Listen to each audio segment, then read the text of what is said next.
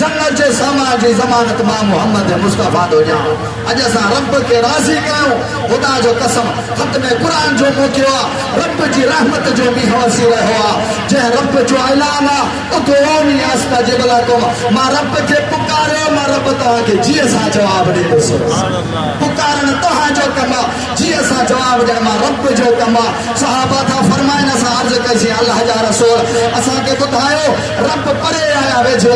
उन महफिल में रब कुरान नाज़िल कयो फइज़ा सअलक इबादी फइन्नी क़रीब मुझा महबूब नबी सहाबा तो का पुछा करना केतरो परे आया 1 मील 2 मील 3 मील हां मुझे तोर तरफ जवाब दे छॾीन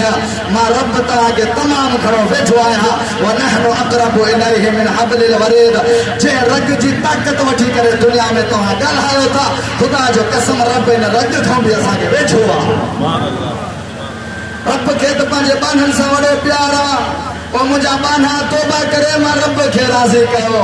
हज़रत मूसा अलैहिस्सलातु वस्सलाम हिकिड़े दफ़ा रब रहमान को सवाल थो करे अर्श वारा रब को नेकोकारा नमाज़ी आहे उहो बानो तोखे पुकारे जवाब छा ॾिनो आहे रब फरमायो लबैक हिकिड़े दफ़ा लबैक चई करे जवाब ॾींदो आहियां वरी हज़रत मूसा अलैहिस्सलातु वस्सलाम अर्ज़ थो करे अर्श वारा रब को रोज़ेदार आहे उहो पुकारे जवाब छा ॾिनो आहे रब फरमायो हिकिड़े दफ़ा लबैक चई करे जवाब ॾींदो आहियां अर्श वारा रब को ग़रीब आहे मिस्कीन आहे दुनिया दौलत सिर्फ तोखे राज़ी करण जे लाइ दुनिया सां मोहब्बत नथो करे उहो पुकारे जवाब छा थो ॾियां हज़रत मूसा अलैहिस्सलातु वस्सलाम खे रब फरमायो हिकिड़े दफ़ा लबैक चई करे जवाब ॾींदो आहियां हज़रत मूसा ख़्याल फरमायो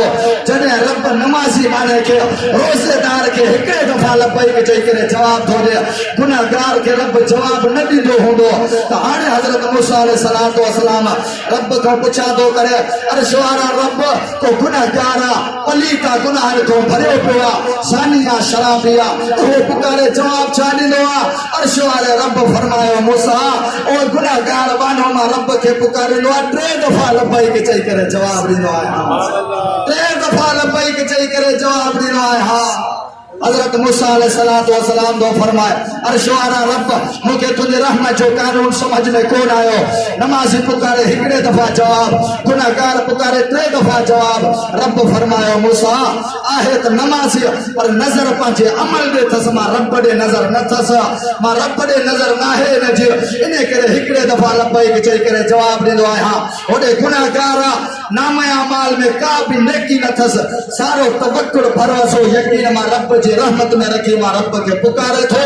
मां इन जे करे 3 दफ़ा लबैक चई करे जवाब ॾींदो आहियां खत में कुरान जो मोकियो आहे खत में कुरान जो मोकियो आहे जेका दुआ घुरंदासीं रब असांखे दुआ क़बूल कंदो कुरान जो असां क़दर कयूं कुरान हिकु मामूली शइ न आहे फरमा थो मन आरज़ अन ज़िक्री जेको मां रब जे कुरान खे पुठिए ॾींदो कुरान छॾींदो 2 सज़ाऊं ॾींदो सास हिकिड़ी सज़ा दुनिया में ॿी सज़ा आख़िरत में हिते असां कुरान मजीद मुफ्ती मोहम्मद सुहेल साहब नमाज में कुरान मजीद पढ़नि था असां कुरान ॿुधूं था हाफ़िज़ साहब तरावीह में कुरान पढ़ियो असां ॿुधोसीं ख़ुदा जो कसम क़यामत जे ॾींहुं जेके कुरान जा आशिक़ आहिनि उन्हनि खे रब कुरान ॿुधाईंदो हदीस में जन्नत में स्टेज लगी हुई जन्नत में स्टेज लगी हुई फरिश्ता ऐलान करना काथे हज़रत दाऊद अलैहिस्सलातु वस्सलाम हज़रत दाऊद अलैहिस्सलातु वस्सलाम अची वेंदो हिन कुरान जे आशिक़नि खे पंहिंजी सुरीली आवाज़ में ज़बूर किताब जी तिलावत कंदा ऐं कुरान